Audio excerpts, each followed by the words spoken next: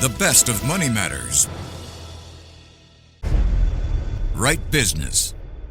Welcome to this month's The Peak Special on The Right Business. I'm Nadiah Koh. We're diving into the world of personalized medicine through the lens of NalaGenetics, a company challenging the way we think about health, wellness, and the role of our DNA. At the heart of their work is a simple but powerful question. If we can personalize skincare, why not our prescriptions? NalaGenetics is taking a critical gap in healthcare. The fact that much of today's medical data is still built around Western populations, leaving millions in Asia underserved and overexposed to risk. By making genetic testing accessible, culturally relevant, and clinically actionable, NalaGenetics is reframing genetic science not as a luxury, but as part of healthcare. And joining us to share more is Zat, Editor-in-Chief of The Peak Singapore. Hi Zat, welcome to the show. Thank you so much for having me.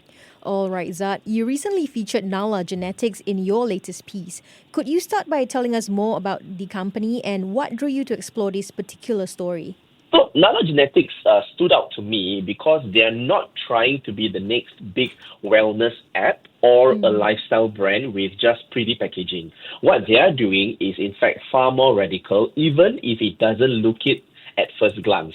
So what NalaGenetics is asking us to do is to rethink what care looks like and who it's designed for. I was also, of course, drawn to this story because of how deeply personal it is for both Levana and her co-founder. So they didn't start this company out of curiosity or on a whim, but they started it because their family suffered quite profoundly, for that matter, from systemic oversights. So for me, it's rare to find a company that operates with both scientific clarity, because Levana is a scientist, and emotional urgency. So this combination, the personal grief turned into collective purpose, felt worth writing about. Right. So from your conversations with co-founder Levana, what do you think sets NalaGenetics apart in the healthcare space? What's the heart of what you're trying to shift or solve? What sets NalaGenetics apart is their relentless focus on local relevance. So Levana talks about precision medicine, yes, but more than that, she talks about the need for precision within a certain context. So most of the data that powers our healthcare systems today is drawn from Western populations. And Nala is saying that's not enough. It doesn't work for Southeast Asia, where genetics, diet, and access differ quite significantly. The heart of what they're trying to shift is, in fact, the assumption that healthcare is universal, when in fact it should be personal. And in doing so, they are also challenging the idea that care begins only after diagnosis. So Levana's vision is that care should begin, in fact, with knowledge, with prevention, with understanding who you are at a molecular level before any symptoms even appear. Right. Zat, your article also opens with a very striking quote. If people are willing to spend $200 on a facial, why wouldn't they invest in something that could literally save their lives? Why did you choose to lead with that? What was the tone you were hoping to set for the rest of the piece? So I chose that phrase because it is catchy, but it is not just because it's catchy, but because it is so true. We live in a culture where wellness is aesthetic, where wellness is performative. Sometimes wellness is also even consumable. And what Levana Sani is doing is flipping that on its head.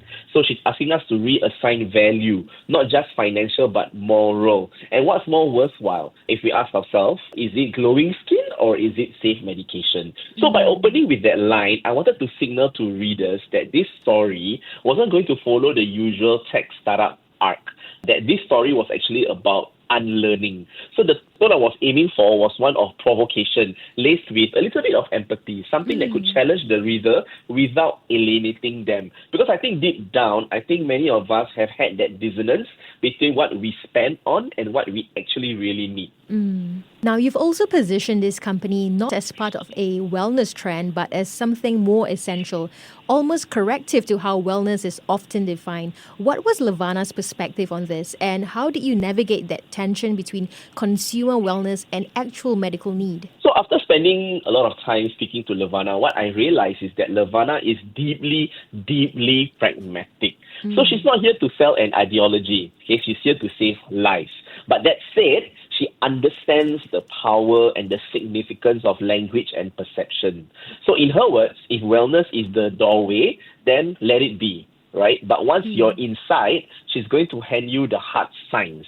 And what helped me navigate that tension was recognizing that the lines between wellness and medicine have been deliberately blurred by the market. But Levana's approach is to reclaim the term, to say that, true wellness isn't about enhancements, it's about essentials. And her work is a corrective, but it is also an invitation for us to think much bigger. Because when we reduce wellness like to smoothies and to skincare, we leave out things that actually could keep us alive. Right. You also explored the deeply personal roots behind NalaGenetics. Both Levana and her co-founder both experienced tragic outcomes from misprescribed medications. What stood out to you in their story that translated into a larger, more systemic problem? What struck me most of all was how avoidable it was, and more importantly, how disturbingly common.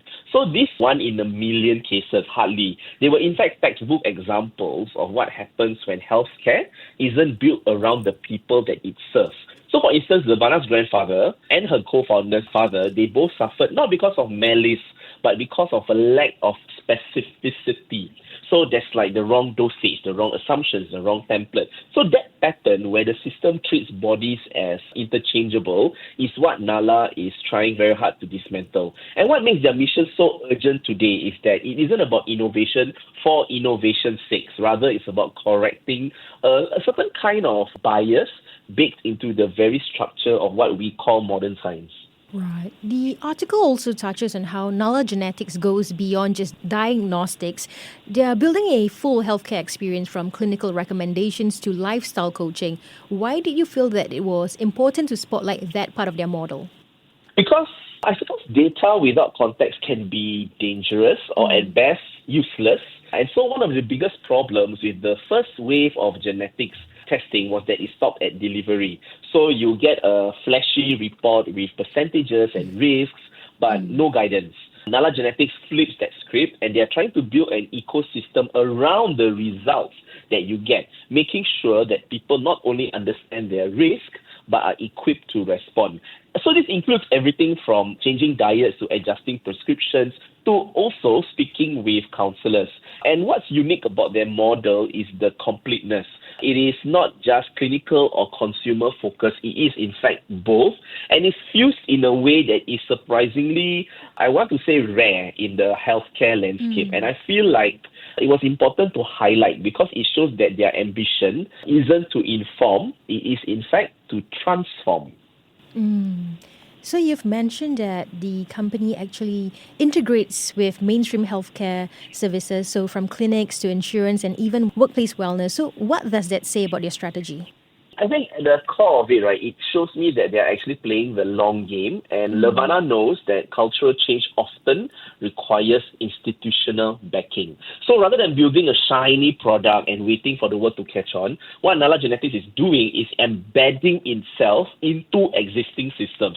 So we're talking about insurance networks, corporate health plans, clinics. And for me, that's a smart strategy, right? Because it reduces friction. If you are an employee, for instance, getting your annual checkup and genetics testing is part of that, you're not going to question it. You're just going to accept it as part of care. That normalization is how systemic shifts happen. And for me, it signals that Nala isn't chasing virality, but they're building inevitability. Right. And has NalaGenetics actually faced any resistance from the medical community? What kinds of challenges might have come up in those conversations? So this was a question that I asked her as well, because I felt that the whole landscape of the genetics felt very new, and it felt very exciting, and it's just very new for doctors to think about. And so naturally, there's a kind of a professional inertia that she encounters. And again, I don't say that with like any judgment. It's just human, right? After all, when a doctor has built their practice around certain assumptions, a new variable like genetics can feel a little bit destabilizing. And what Nala faces isn't outright rejection, but a kind of cautious doubt. Will this add time to consultations? Will it complicate decision making? Will it open up liability? And these are all real concerns for sure, especially in healthcare systems that are already stretched super thin. So Levana's approach has been to meet that resistance with rigor, because every claim that they make is backed by guidelines, publications, and evidence. It's a slow burn for sure, but it's definitely working. Right. So towards the end of your piece, you introduced the idea that one day DNA testing could be seen as routine as a blood pressure check. Was that a vision Levana brought to the table, or something you came to believe after the discussion with her? So it absolutely came from Levana, but of course by the end of our conversation, it didn't feel as idealistic as when she first mentioned it to me. In fact, I would think that it actually feels overdue. We already expect our healthcare to be fast, personalized, and efficient, but something as foundational as our genetic blueprint is still treated as a luxury, or worse, a fun indulgence. So the idea that DNA testing could become routine made a lot of sense to me, because the alternative, which is like a one-size-fits-all approach, has been proven to fail over and over again. And after hearing her stories and seeing the work Nala is doing, it became hard not to believe in that future. Right. So Zad, lastly, what do you think makes NalaGenetics the right kind of business for this moment? At this point in time, I think what we're doing in Asia, especially in Asia, is we're questioning institutions, rethinking healthcare, and recalibrating what we mean by care and prevention. NalaGenetics, to be clear, doesn't promise miracles. What they offer instead is clarity in an age of contradiction. So they meet people where they are. These people might be confused, might be curious, they might even be a little skeptical. And what she wants to do is to give them the tools to understand their bodies better.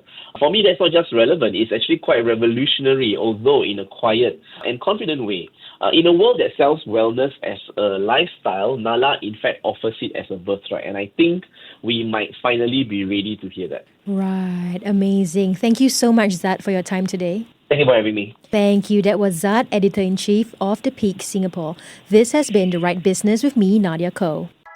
To listen to more great interviews, download our podcasts at audio.sg or download the audio app. That's AWEDIO, audio at the App Store and Google Play.